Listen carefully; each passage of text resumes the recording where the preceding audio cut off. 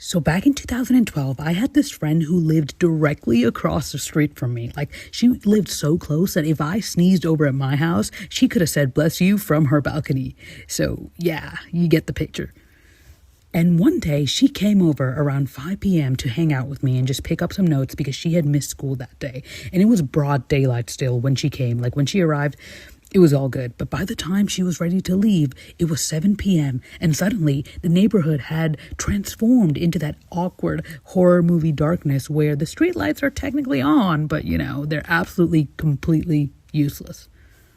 So it's pitch dark outside and she's got her shoes on, got her bag ready, everything's good. But she's not leaving. Like, she's just standing at my front door for a suspicious amount of time, just hovering and lingering.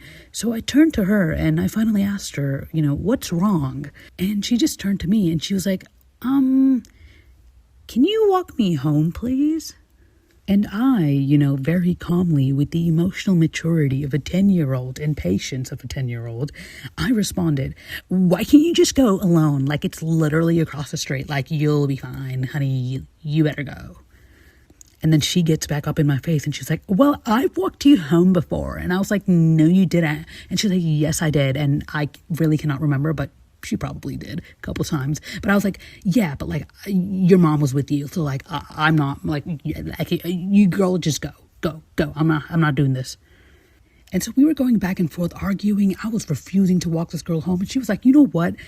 I am scared, okay? I am scared of the stray dogs." And to be fair, at this point in time, the dogs in our neighborhood had recently been behaving like they were running their own underground mafia, just barking at random pedestrians, chasing people, lunging for no reason, and just generally giving everybody unprovoked villain origin story energy.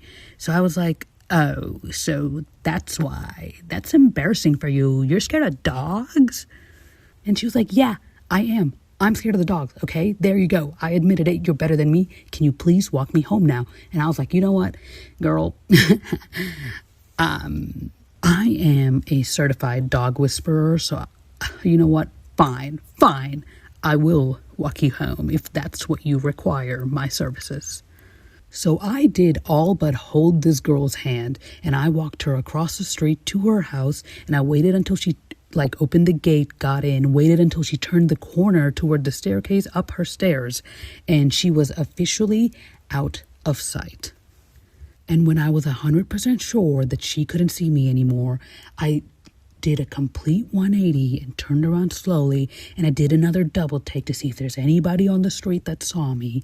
And then when I was sure that nobody was there, I absolutely booked it back home like an Olympic finalist. I was Usain Bolt in that way home, right? Because plot twist, I was also extremely terrified of those stray dogs, but, I just had too much pride to admit it to my friend.